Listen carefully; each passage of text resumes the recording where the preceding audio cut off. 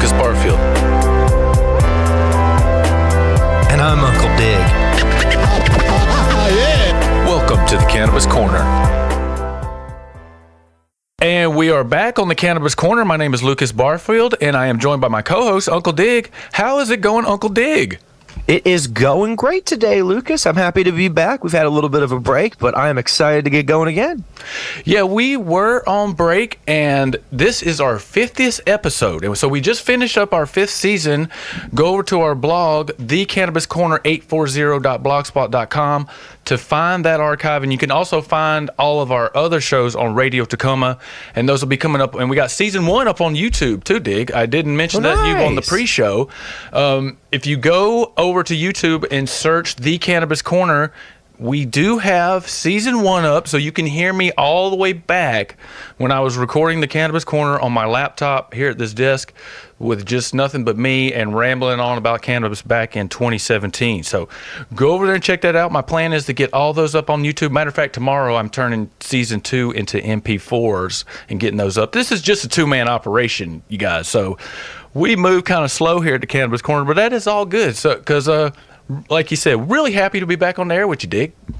Yeah, I'm having fun. I know that you've been ill with something, right, recently that you wanted to talk about a little bit. Oh, man, I tell you what, I have not put this on Facebook or social media anywhere just because that is a little more, I don't know. I don't want Mark Zuckerberg to be following my health issues, but I came down with the dreaded COVID, Dig. And you finally got it. Yeah, and I actually got it out and about doing a cannabis event, networking. I was doing good work when I was out, and I got the COVID. And man, let me tell you, I actually beat COVID. I was like, screw you, COVID. But in order for me to do that, it basically zapped me so bad. I had actually been training for a half marathon. So the day after I got COVID, I was out running 800s, and I ran a 3:58 800. And I was ready to go. I had been running, like, doing hour runs and all this stuff. I got COVID, did the runs, and then the next day had like a little bit of a fever, and then it just got worse. I broke the fever in like 3 days with the help of THC, a lot of CBD, and a lot of CBG. You know, I fought back COVID, but man, it just took all that training, literally a whole summer's worth of training, and just sucked it right out of me. Oh, so your cardio's back to baseline or even worse? Yeah, my cardio, fatigue, everything. I was running this past Sunday, and I'm back to just doing turns and straightaways as far as my running goes. I mean, I'm not into doing 400s. Get me to run a mile, I don't even know if I could do it right now. So I'm still recovering, but it's incredible how hard that is on your body. And I can see if you were sick or if you were older, how it would be very bad for you. And so I'm very lucky and very grateful that I was able to get through that. Well, I'm glad it just turned into a training hiccup and not something more serious, man. Oh, wow. Yeah. And I'm very thankful, too, that we were able that people in my family, only one other person did get it. And so we were able to dodge that situation. So I am very grateful and very lucky to be able to get through that. And so, yeah, COVID's real, y'all. I don't know if you know that. People say it's not. So, yeah. Last time we talked to you, Dig, you were bringing in your harvest or getting ready to do that. Whatever happened with that? How is that going? No, it went good. So everything's in. I took my last 2 little tiny experimental autoflowers in last night because it's not going to get above 50 degrees anymore in my area. And so when it's below 50 degrees all the time, cannabis doesn't really grow much. So I went ahead and cut them really early. So they're probably in mid flower. So they're probably going to be a little like weird and not that good to smoke. But they were always an experiment. They turned into little bonsais. They were very pretty. And then I ended up getting some decent yields off of some of my plants that had mites just because they were so big. So that was good. And all my plants are in. All my plants are drying or have been dried and put into jars. So my 2022 outdoor season is completely done. And the only thing I have left is 2 little indoor plants in a micro grow, and that's it. So I am down to 2 plants. Oh, wow. Well, congratulations on bringing in a pretty good harvest. My harvest outdoors was terrible. The June rainy season up here really messed me up. and I'm just now getting my little measly indoor garden kind of going back again too. So the outdoor, I went up. We're going to have a guest on to talk about this soon, but I went up to a hemp farm too over the break. Okay. And man, the hemp plants that would usually be above your head, there was not one that was above shoulder height. Yeah, I've been hearing some mixed reports that some people didn't have a good year this year. I had a rough year this year. Some people had a rough year, but I also know of some people that seem to do pretty well. But I only know one person personally that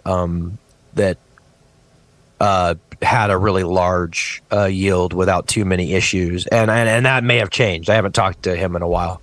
My friend Roland Smokes it looked like he was doing really well this year. I don't know if he's pulled or not. I assume he has. But I've had a couple other friends that I've been out who haven't had as large plants as they're accustomed to, either just due to like some labor issues, or like I said, weather. And the weather was weird out here in the Northwest. Normally June is a dry month, and down here in Southern Oregon, as well as up there in Tacoma, it was rainy in June, and it really affected the plant's growth patterns in really interesting ways. Yeah, I learned a little bit. Cannabis plants do not like to get put out in mid-June. They want to get that the whatever's going on with the sun as far as the days getting longer in May. That's what they like. If you put it in, it's not just cannabis plants. I tried to plant my pumpkins in mid-June too, and they did not work. So I learned a little bit. I'm still, being from the South, you can put a seed in the ground, it's just going to grow because it's hot as heck, and you can keep the bugs off of it, it's going to grow. So I've never really had problems growing gardens before, but here I'm still learning a lot about the Northwest climate and learning a lot every year. But we're going to move on to our stories. But before we get to that, we have a great guest segment coming up, and that is one of our Cannabis Corner correspondents, Henry Hagen of the Henry Hagen Band. Check that out online if you get a chance. Went up to Seattle earlier this year and did some recordings at a Hempfest fundraiser, and so we have that audio ready to go, and we have some people on the scene here in Seattle telling us all about Hempfest, what it is, what it means to them, where Hempfest is now, and where Hempfest is going. And so stay tuned for that in our guest segment. Awesome. And now, let's check the news. This is a Cannabis Sativa special report.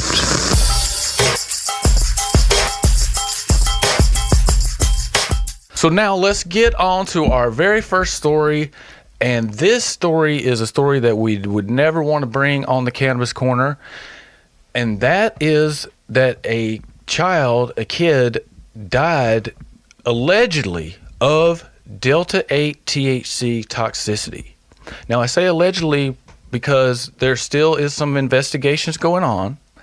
They don't know what exactly happened as far as how much he ate, or whether it was the THC that ended his life, or whether it was toxicity related to the Delta-8. Because as we've mentioned on the show, when you make Delta-8, they are using crazy chemicals, and apparently, from what I've heard on WSLCB Zoom calls back about 2 years ago, when you make Delta-8, there's a sludge left over that they don't even know how to test for that. So if that gets into some of your gummies or something, you eat those, that's going to be big problems. You did some more reading up on this story, Dig. We don't really want to go on about this too much as far as making any kind of point, because like I said, there is an investigation, and a kid did die, and a mother is in jail. So it's a very terrible and sad story. What were some of your observations that you saw here? Basically, I don't want to spend too much time on this. Like you said, it's very tragic when a young person dies, especially someone this young. He's a young child. It's like 4 or 5, I think. However, like you said, because of the nature of the boy's death and how his mother interacted with law enforcement and the way the Virginia laws are written, they have arrested her for felony murder and felony child neglect. She is in jail. Her arraignment is set for November 1st. I think for more details of this case to come out, it will probably have to go to trial. I don't want to say mistrust, but the sources of information are incomplete at this time. So I don't really know what to think here other than a child died and he had some form of THC in his system, and that those two things happened. I don't know if they're connected, but I do find it interesting that the police arrested this mother for the death of this child. And I think that while it's tragic, it would be interesting to see the state try to prove that THC was the mode of the child's death, if that makes sense. Yes, it will be interesting to see what the lab reports do say, because as they mentioned, the chemicals in the Delta 8 and what else may have been going on with the child. But we just want to repeat again, public service announcement here on the Cannabis Corner. And I taught this in my class I taught over at TCC, and I will tell it to parents all the time. Please keep your cannabis edibles away from your kids. Any kind of cannabis product, flower, dabs, whatever it is. If you have young kids in your house, you make sure it's all locked up. This honestly, if you're a rural person, if you're like for instance a gun owner, this is really easy. Just put your jar of cannabis on a shelf separate in your gun safe that's not with your other guns, and that way it's all locked up with your other stuff that can hurt your kids, and it's all safe, and you can grab it, but the child can't. Lock it up, please. Yeah, lock it up. Put it on a high shelf. Hiding doesn't necessarily work, but at least hide your stuff away. Don't just leave your edibles sitting on a table. Because a kid, or the pets too. There's lots of stories out there. Pets eating a cookie and having big problems. A cannabis edible will kill your dog.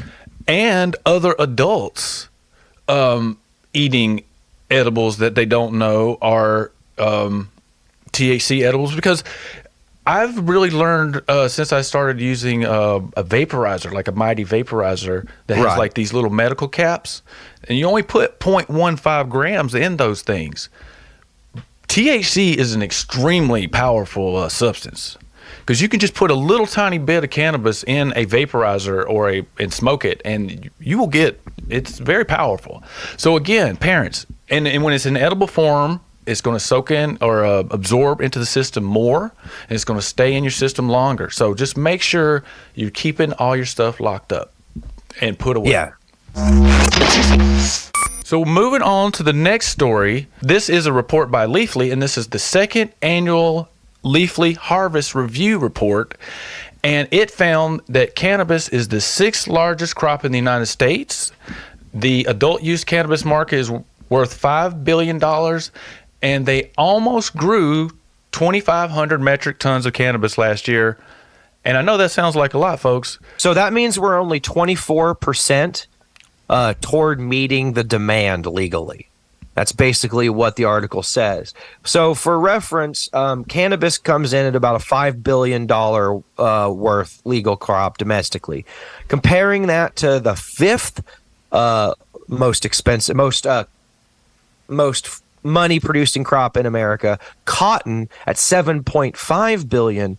The cannabis industry is a large share of market share of agriculture, and that doesn't look to change. So look for more corporate investment in cannabis, not less. Yeah, and the report does go a long way to point out that there are big problems in the cannabis industry as far as pricing goes, and that in the West, cannabis prices are falling, and in the East, cannabis prices are going up, and that's because cannabis growers in the West produce too much. Back East, they can't produce enough. But guess what, Dig? We live in this crazy United States where you can make money on a thing, but it's still illegal. So then they throw in the illicit market, and this whole big whirlwind of issues that are going on right now in the cannabis industry. And I just saw today, Oregon farmers are cutting back on their growing. Humboldt County farmers in California, Dig, are like begging the government to help them out. They just suspended a tax on Humboldt County cannabis growers because there's so much problem with low prices. Nobody's buying it. Yeah. Just imagine that, Dig. Humboldt County cannabis, nobody can buy it. So, folks, here's the thing. Craft cannabis. We're talking about gardens that have what? Let's make it arbitrary. Like, let's say less than 100 plants. Is that fair to call that craft? 100. Yeah, so less than 100 plants. This is some of the best cannabis flower you're going to find. It's some of the closest thing you're going to find to something I would grow in my backyard or one of my friends would go and grow in their yard. Really, really good cannabis. Pretty soon, if the market keeps going and we keep having these giant tanks in the price of wholesale flower that's from the farmer wholesale per pound, and it drops, like I've seen it as low as $200 a pound. I've seen it as high as $3,000 a pound in my time, just around cannabis. And when it drops below $600, $500 a pound, these craft farmers can't make a living, and they can't produce this really, really fine cannabis at the scale that people would like. And so they're just priced out of the market. They can't grow enough to support their operation. They go out of business because the price drops so low. They can't get enough money for the amount of work they put in and the amount of resources they put in. So pretty soon, if the market continues the way it is, the only way you're going to be able to get craft cannabis is by growing it yourself or becoming friends with someone who grows a small craft grow on their land. And that's sad. But I would highly encourage you to pick up the skill of growing cannabis now rather than wait until there's a drought on really good cannabis and all you can find is mids and stuff like that. Yeah, it is a real big problem. It is the sixth largest crop, but it's kind of looking like it's going to be the sixth largest crop with like a race to the bottom, where it's kind of all the same kind of cannabis you can buy but they will have some really good stuff, but it's going to be very expensive and very hard to get. And they were pointing out, like back east in Illinois and Michigan, cannabis growers are doing fine because it's $80 an eighth. Yeah, it's so expensive. They're able to make money off of it. I mean, I think 40 an eighth is reasonable. Things like that. I mean, where I'm from, quarters used to be $40. So there is I'm used to paying $100 an ounce. I don't think anything less than that is reasonable for cannabis. But really good cannabis, $200 an ounce, I totally think that's reasonable. But with our crisis of capitalism, which we're going through right now, oversupply, under demand, you can grow good high grade cannabis in your backyard with the right approach for $2 a gram. Yeah. I'm sorry, 2 cents a gram. You can grow it for 2 cents a gram. Yeah. My first garden, I grew 2 plants. I yielded 1.08 pounds off of those 2 plants. Yeah. I didn't know what I was doing, and every beautiful bud that came off that plant cost me 2 cents. Well, that's really cool. You calculated that up, and so home growing is the solution. That's outdoor. Indoor is way more expensive to produce. Yeah, the indoor is going to be way more, and it's a little more difficult too. But yes. It's interesting where this is going. I think everybody's compared cannabis to alcohol enough that we can see where this might be going, where it's like you got so alcohol and good alcohol, and it depends on how much money, what you can get, where you can get it. So we'll see what happens with that. Go over there and check out the Leafly Report. And now we're going to move on to another thing about cannabis market growing, and that is down in Florida, which they have medical cannabis down there, and it's some amazing stats coming out of Florida. Their patient count grew by 25%. They're up over, I think, 750,000 patients in Florida. By the way, Washington has under 10,000 registered patients. Florida has 750,000. But another stat out of Florida that was really incredible is they sold 546 million ounces of cannabis, and 540 million of those ounces were smokable cannabis. Nice.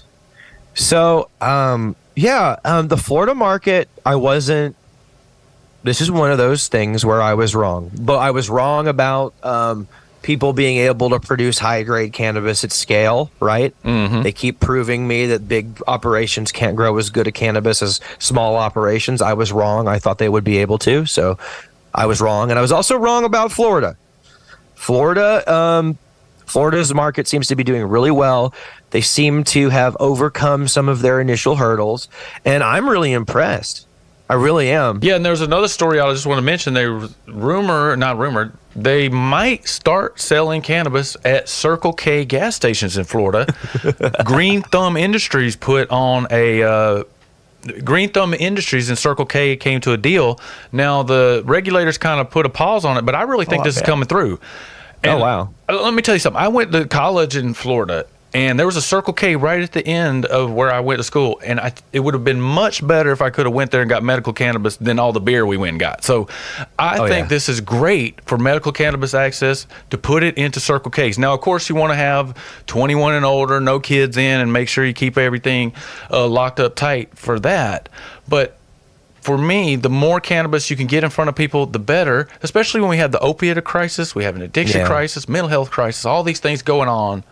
I think it's a good thing coming out of Florida. We'll see what happens with that Circle K thing. We'll keep an eye on that. Yeah, definitely. I'd love to hear what happens with that. And so the next story we're going to stay down south and that's a real quick update on the Mississippi medical cannabis industry. And we've been covering this since it passed. From the beginning, they had a lawsuit. They had all these court battles. And finally, Mississippi is getting medical cannabis. But they say it's going to come out in January. But they just have 400 patients registered over the whole state. And then you have some statistics on how many dispensaries and other things they have going on there in Mississippi. Yeah. So the Mississippi officials had a press briefing last week, and they had issued provisional licenses to 138 dispensaries, 47 cultivators, 8 processors, 4 transportation entities, 3 state-mandated disposal companies, which, ew, 2 testing labs, and 491 work permits, people certified as legally cleared to work in cannabis. Let me explain why I said ew to 3 state-mandated disposal companies. These state-mandated disposal companies. So basically, this is a way to add regulation around cannabis trash where there really doesn't need to be. So in a lot of states, they say that any leaf that you pluck off the plant has to be disposed of a certain way. Which is dumb because a lot of times it keeps you from composting your leaves, which is a good way to return nutrients to the soil, et cetera, et cetera, et cetera. It's a way to needlessly regulate cannabis byproducts that aren't even dangerous. That's why I said ew. However, there's also been 491 work permits in this industry. So this is a pretty... they're planning on having more than 406 state-approved patients with 138 dispensaries. Okay, so they're getting their infrastructure ready, and it looks like in the next couple of years, there's going to be a boom in Mississippi, just judging by the amount of dispensaries they're starting. Yeah, I thought compared to what was the other statistics there, I thought the dispensary number was pretty high there, and so they're planning on having more. Just being from the South, I'm guessing that low number is still a little distrust of the system. People aren't really comfortable. I always compare it to like putting your head inside the mouth of an alligator. You just never know what's going to happen.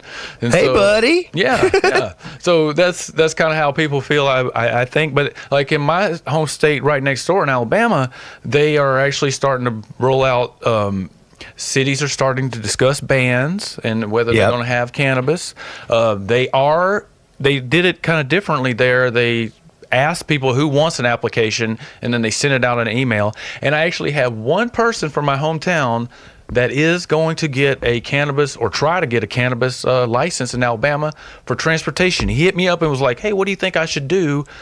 And I said, hey, well, you're a trucker now, so it sounds like it would be great if you apply for a transportation license. You might not even need a truck at first. He might only need a van. Yeah, a lot of the transport that was going on in the legal market, up and down the 5, just here in Oregon, that was legal. We're not talking people going down to Cali to grab a bag or whatever. We're literally talking about legal transport was done in panel vans, dude, because there just wasn't.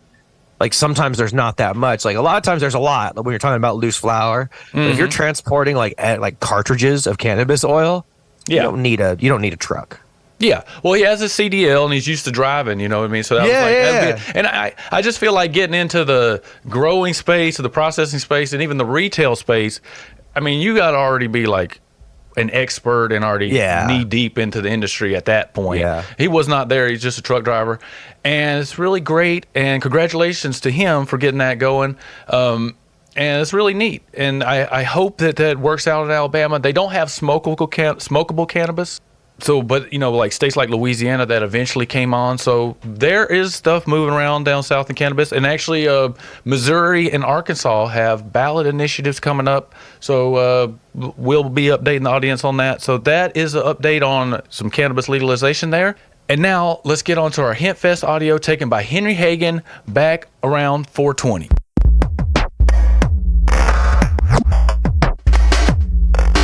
This episode of the Cannabis Corner is brought to you by the Hemp for Hunger food drive. Learn more about this event at thecannabiscorner840.blogspot.com.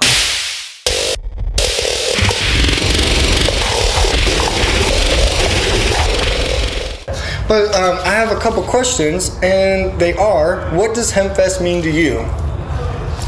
Well, Hempfest means to me the world's largest annual cannabis policy reform event, America's largest free speech event.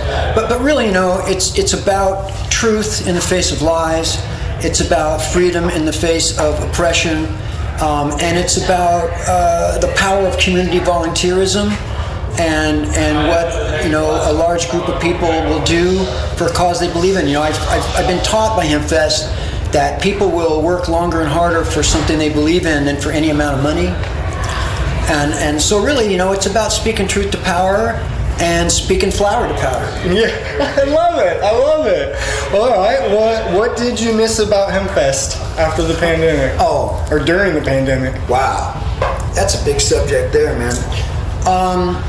Well, to be honest, I guess the number one thing that I missed is our opportunity to speak to tens of thousands of people about the fact that prohibition's still going on. You can go buy an ounce of weed at a store in Washington State and in dozens of other states, but there's still people in jails and prisons. There's still 40,000 Americans in jails and prisons for cannabis. There's about 25 people serving life in prison for cannabis.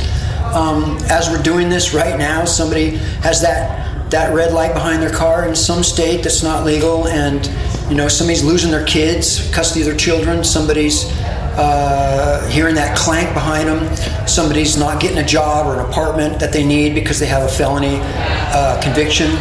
So the number one thing I miss is our ability to get the message out, because that's what Hempfest has always primarily been about. Then on a personal level, God, I miss the tens of thousands of Canna family, the 100,000 Canna family that comes to down in the park and basically does two things: celebrates the victories that we've had and protests against the laws that still need to be changed. So what's the next big thing Hempfest can help the cannabis movement with? Oh man, well, we've had a brutal last couple of years, I understand that one. In 2020, because of the pandemic, the plug got pulled on Hempfest about a little over 2 months before the event. And, it cost $750,000 to produce that event, and we work on it all year long. And so we had already spent a lot of money, and it put us about $120,000 in the hole. And the thing about Hempfest is it's never been a corporately sponsored event. It's literally grassroots to our ass roots, man. The most grassroots event around. It's free to attend. We can't charge any money or we'll lose our constitutional First Amendment status, and they won't give us a permit, right? And that's why it happens on public property. And so, we've always just been barely making it. We've been, well, let me back up. About 5 years ago, the state legislature passed this law banning advertisement by 520 businesses, by rec stores and cannabis businesses in Washington State. It banned their ability to advertise at events like Hempfest. And that cost us about $175,000, like bam, just like that, in sponsorship money, right? Advertising sponsorship. And so since that time, we were operating on a 2% profit margin. And so now, not only are we $120,000 in the hole, but there's these insane supply chain issues. Everything's gone up. It's not really inflation, it's price gouging is what's really going on. But we're just facing so many challenges. Our staff, we fill 700 staff shirts during the event, but we have a core staff of 100 people that are meeting every month for the last 23 years. It's been brutal on our staff as well, and we've lost some like key people that had been with Hempfest for like 10 or 15 years. Partially just because of the pandemic and other aspects. So we're really facing some challenges, which is what this show's about tonight, right? And there's another thing I want to talk about. Hempfest, our number one goal at every Hempfest is there's something more important than legalizing cannabis, and that is nobody gets hurt, right? We've been a safety first event like no other pot event I know in the world, and to the point where we've got extra heart defibrillators that we rent stationed throughout the event in various places because it's so long and narrow. If somebody had a heart attack, our first aid crew wouldn't be able to get to them at 420. It's too packed on the path. So we've got heart defibrillators at various stages throughout the event. It's 1.3 miles long and narrow, as you know. We got stop the bleed kits on all of our stages, so if anybody has some kind of a serious bleeding wound, we've got actual kits there to stop it. We've done so many safety first things. And when you're talking about a Hempfest, people are going to be sharing from their mouths no matter what we do. Yep. And in a pandemic, that's like the worst case scenario. At a normal event, nobody says, "Hey, who wants to drag off my cigarette? Or who wants to drink off my straw? Or, hey, guys, want to eat off my fork?" It just doesn't happen. But at a Hempfest, we know that no matter what we do or say, there's going to be thousands of people probably sharing pipes and joints among themselves. So it makes it even more critical for us that we have to know that the pandemic is really over before we can really responsibly hold the event, I totally get that. I'm one of those people that smoke weed. Like, hey, come join the circle. We don't want to be a super spreader event and get people killed because that's not okay, right? So, our goal has always been to be the Eagle Scouts of the cannabis movement, man, and just have everything wired and be on top of everything. And that's why I think we've been able to pull off 28 events with 100,000 people with 700 volunteer staff and never had a serious injury, accident, or arrest at the event in all that time, which is kind of a small miracle. Yeah. But it shows that we've just been really detail-oriented, right, and really trying to be responsible and professional. We have our own safety patrol. We have 100 trained safety patrol. That's our internal security. They have the radios and shirts and hats and all that stuff. And we've got it so down that the last, 8 or 9 years of Hempfest, the police don't come in unless we ask for them. They're right outside. They have a command center. They've got our radio there. We've got them on our cell phones. They got our numbers. We have a great relationship with the cops. We actually meet at the West Precinct before the event to go over various safety protocols and emergency evacuation stuff and things like that, which is really wild. I don't think any of the pot rally in the world does that. So it's a long answer to a really simple question. No, I don't really know. This is the first thing that we've done since we got shut down, and we've got our sights set on 2023, and we really would like to produce a 2023 Seattle Hempfest. This is the third year of no Hempfest. But it's going to take more community buy-in and more community participation than we've had in the past. What does Hempfest mean to you? I am actually super excited about this because I've been reading the Everybody Loves Our Town, the biography about Seattle and grunge by Mark Yarm, and so it's like reading about the Melvins and Human, like how Hempfest was in the early 90s, and being able, at Gasworks. Yes, and being able to be a part of that history and raising money for Hempfest and for everything that it's meant over the past few decades is really special. Yeah. What is Hempfest? And for me, I grew up here. I'm from Seattle. I've actually in high school I've had a lot of friends go to prison and go to jail for possession of cannabis, and to me it's just like there's so much activism that happens with other things that are important in the world, and just to know that like something as simple as cannabis that actually helps a lot of people in a lot of different ways, the government's so easy to just neglect that.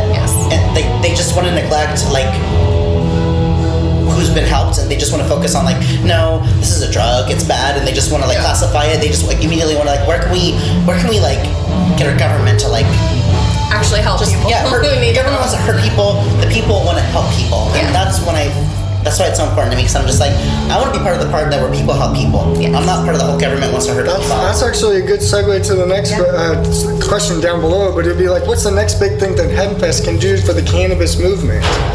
I think it's doing a great job now, like having different organizations here as part of the benefit and being introduced to new people who are working to help to free people from prison who were arrested and put into prison like for life sentences for just possession of cannabis. I found out there's 25 of them in Washington State. Yeah, isn't that? There's a man out here right now that at the showcase, the crocodile. He's out there. That's what they're saying. He just released, and I could not believe it. And Should have an interview with him. for me though, I think that it's just about it because it's so legal like now in Washington. Like when you look at like a news channel in any other state, like whether you're in Texas, or you're in Minnesota or Idaho, everyone's just like, oh, it's Seattle. They're the drug capital of the world. They already have a homeless problem, and I'm like, that's not the point. I was like, it's not. That's not the you point. can't. Everyone's so eager to group everything into like a singular problem. It goes so beyond that. I'm like, no. I was like, this is a different thing, and you can literally.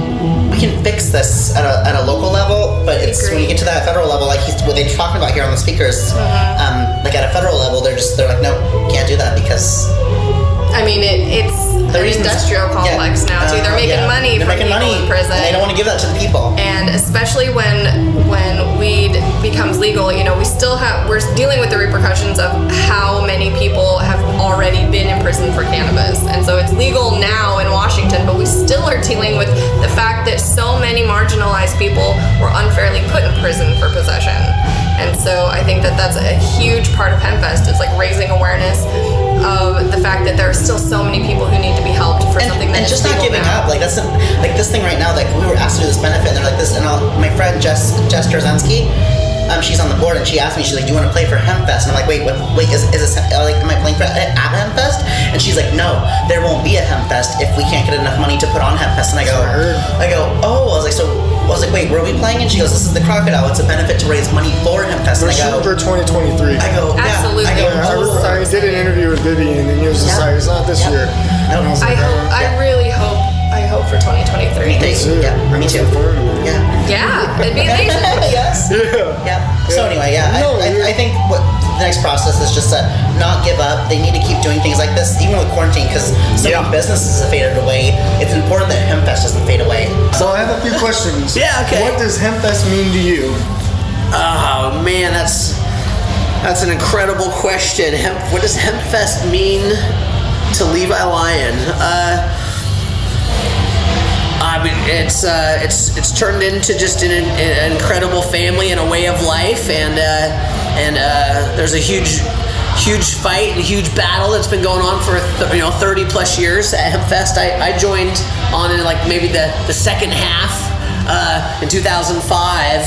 So there's certainly some huge warriors and Vivian, of course, got to work on the entertainment committee with Vivian for quite a few years. I guess all the years, along with Jim Matheson, right? He's kind of like my Hempfest dad, man. He was the guy that met me down at the park after the interview and showed me where all the stages were going to be and described that we're going to be booking 100 bands every year on all these multiple stages, and that my role, I'd be in charge of getting the bands to and from and finding out what bands are going to play each year. We had 500-600 bands every year submitting to play this festival, and so it would take us 9 months or so just to get through 50, 60, 70 bands and until our ears bled with music, and then we come back a few weeks later, a month later, and hammer out another session of bands, and that's how we picked out all the bands for the festival. So that was kind of my introduction, and it's since then. I mean, that's all I know, I guess. I mean, we're out on the road doing the Highway to Hempfest tours, and been helping out with the licensing agreements and other parts of the country and other parts of the world even. So, there's a lot of work to be done. That's why I keep saying. All right. Well, what's the next big thing Hempfest can help the cannabis movement with? Next big thing that Hempfest can help with the cannabis movement. What can Hempfest do to help with the cannabis movement next?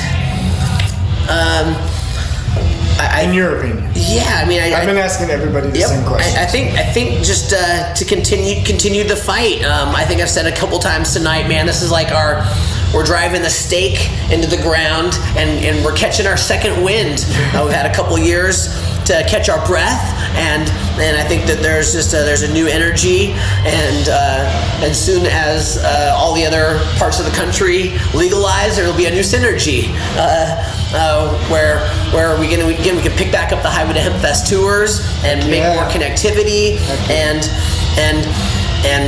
of course, just not be in so much of a hurry. I know everyone's eager and everyone's in a hurry to legalize, but let's do it on our terms, right? And let's do it smart, and really consider the people's, especially the medical patients, right? Not get so eager to recreationally legal that we forget about the real reason why we're doing it, and that's for our freedoms and our rights. So we need to, when we legalize, we need to do it right.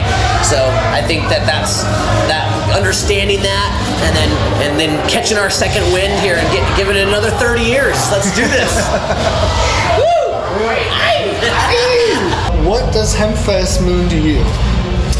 Oh gosh, so going back, I grew up in Arizona, and in the 90s, Seattle was the place to be. Yeah, and Seattle was so cool, and Hempfest was a part of that. So I've got a little of that kind of younger fangirl vibe about it.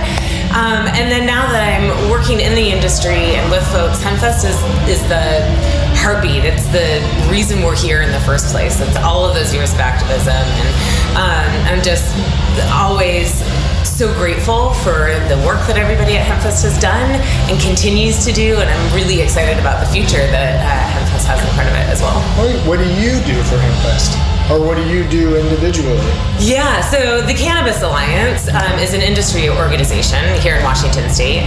And so we're sort of side by side with Hempfest, right? So the work that Hempfest does helps us do our work, and what we do, I hope, honors what Hempfest has set a foundation for.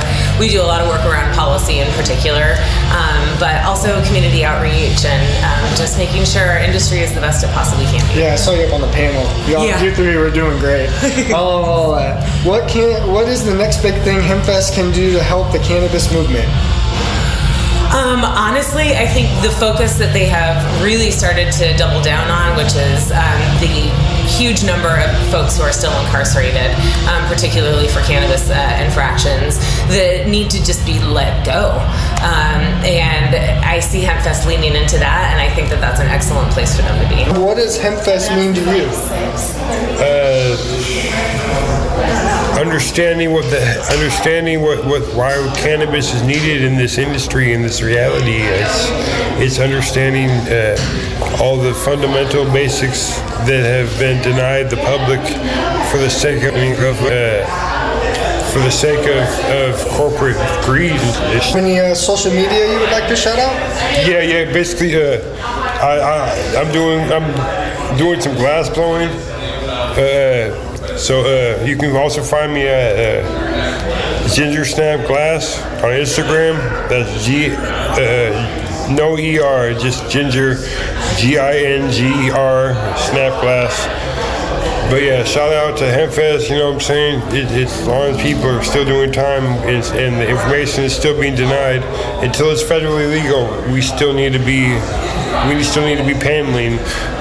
We still need to be, boots in the ground and putting on demonstrations and protestables, and the whole purpose of why Hempfest started in the beginning. Definitely was a life-changing experience, and getting involved in it, feeling like you have a small part in something that's huge. I mean, the folks at Seattle Hempfest have done a lot towards the current state of legal. I call it legalization because it's not really full-on legal, but it's way better than we used to have. The only reason I ever really was afraid of cops was because I was always holding weed, and now it's not like that. And so Hempfest has been a very satisfying part of my life. And every year down there, Hemposium, it's like a big family reunion. And I love that. It's just been so cool. What did you miss about Hempfest the last couple of years? That there wasn't a Hempfest? Yeah, I tell you. Me too, man. Me too. 2020, 2020. I was driving along the waterfront in late August, the weekend we should have been in there setting up the event. And it was really sad because I've been going down to Myrtle Edwards Park since the first one down there, and then to having been doing Hemposium for at that point in time, 2019 was the last year, so we've been doing that for 20 years.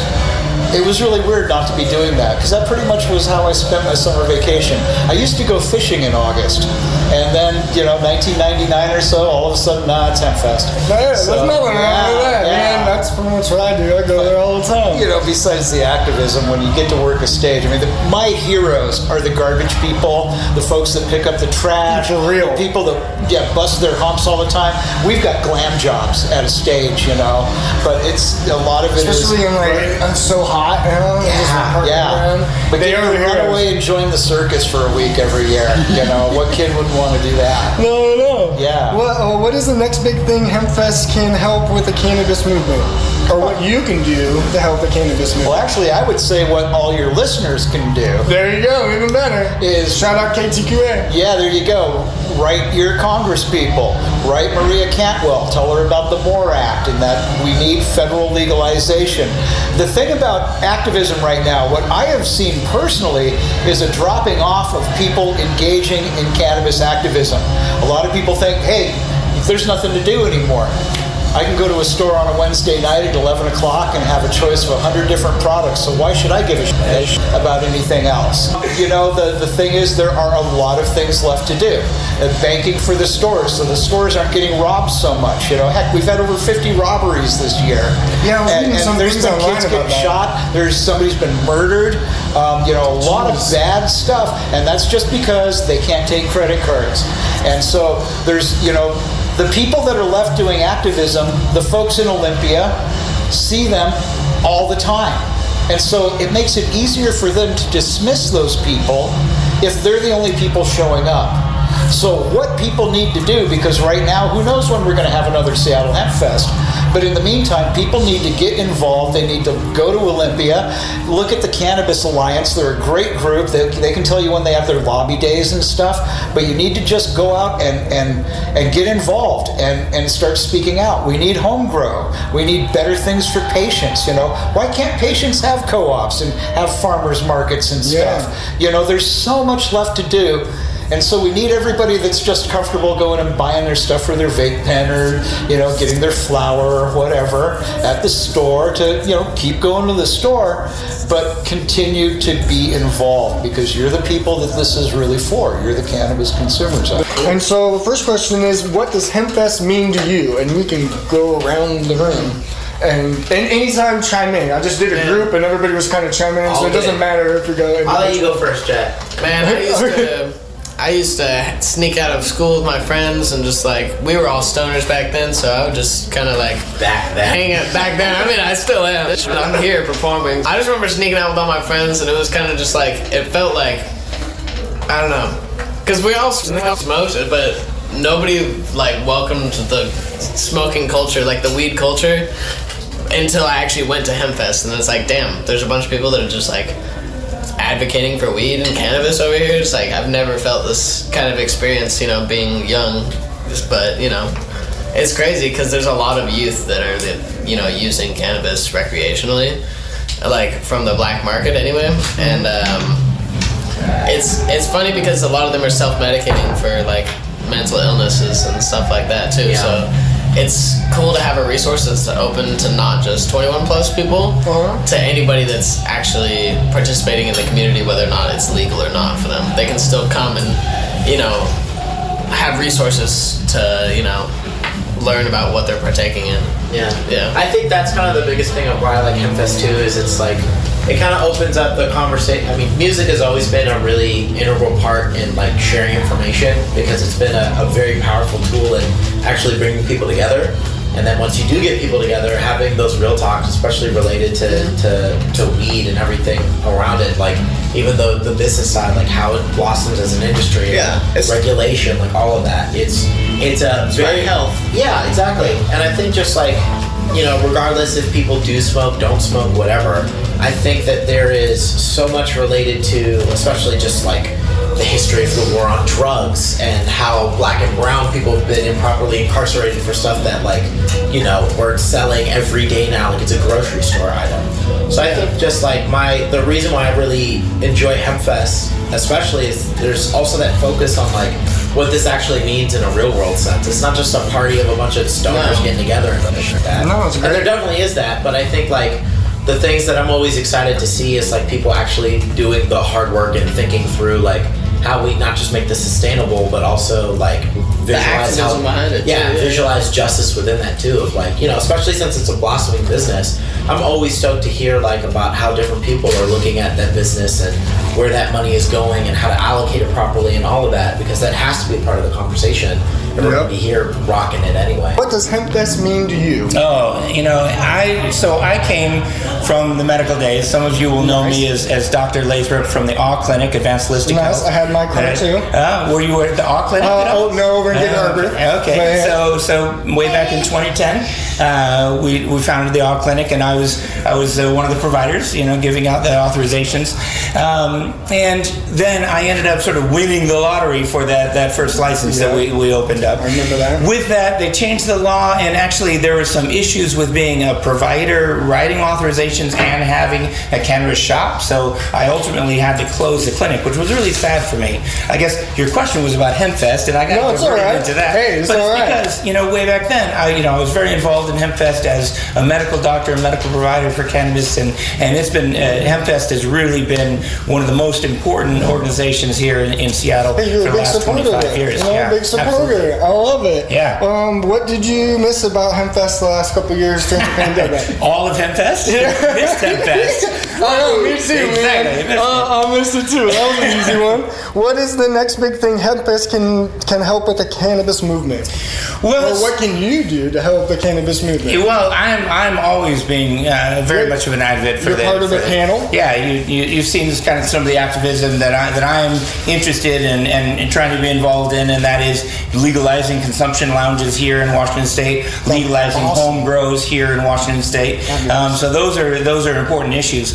As far as Hempfest, you know, I think that it was amazing as a civil disobedience festival, and frankly, it still would be, considering the fact that you cannot legally smoke outside here in Washington State. So it will continue as that role, and that's an important role, I think, to really push the limits of this. Nice.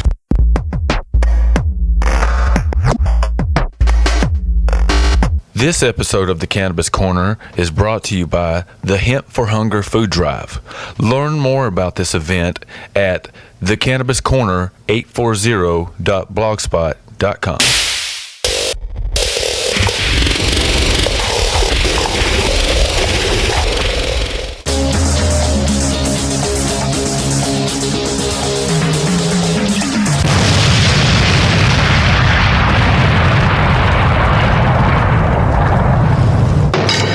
All right, welcome back, and now we are on to our It's a Bust segment, and this is the part of the show where we talk about the war on drugs and specifically the war on cannabis. And this week, I didn't have to look far to find this story today. There's one of these every day, Dig. It's just constant. Yeah. 226 pounds of cannabis busted in Wyoming by State Patrol. Oh, yeah. It just baffles me, Dig. Of all the stuff going on in the world, I just don't understand how police can because like I said, every day, Nebraska, wherever, they're busting these big loads of cannabis. I don't know how police can pinpoint these people when there's all this other crime going on, but somehow they can find one car driving down the interstate with some weed in it. Well, I think they pull over a lot of people in Wyoming. I think that's how they do it. They pull over a lot of people, and then they sniff around, and if they find something, they broadcast it. But I think it's bad luck for the driver. It's good luck for the cops. But I think a lot of why they target these big cannabis loads and why they get so excited when they find them is because the cops get to keep all that stuff. They get to keep the truck. They get to keep the bales of cannabis. I don't know what they do with it. I assume they destroy it. Maybe they sell it. I don't know. There was a provision in some cannabis legalizations where if the cops seized illegal cannabis, they could turn around and sell it in dispensaries and stuff. They always find a way to make money off of an illicit crop when they seize it.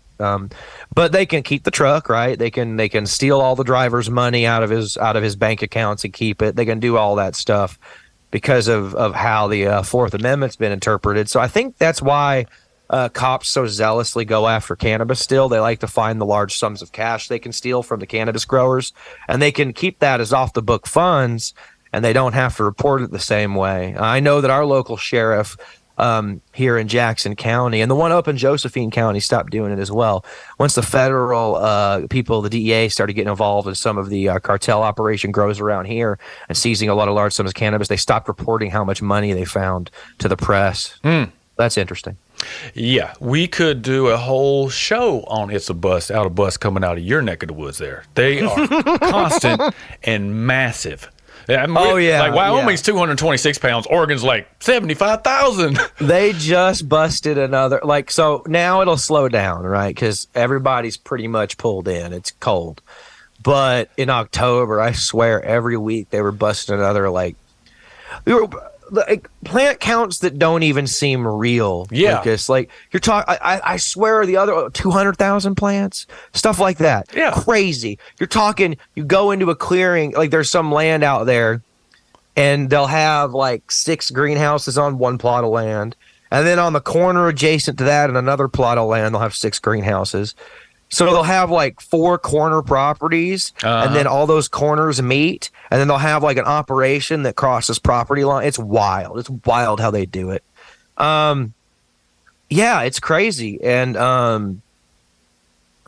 I don't think it's a problem they're going to be able to fix in the short term. I think the only thing they may succeed in doing is driving the price of cannabis up short term in illegal states, because I have to assume that some of these busts have done sizable damage to somebody's bottom line, because a lot of these grows, I feel like, were the main effort. They weren't busting decoy grows, they were busting the main thing. They were busting them right when the sheriff department here has figured out the best time to bust them is in the middle of the summer when they're doing light deprivation, which is where they cover the greenhouses. Yeah. So the flowers bud in the middle of the summer, and then here around in September and October when you've got more workers coming in during flower and stuff.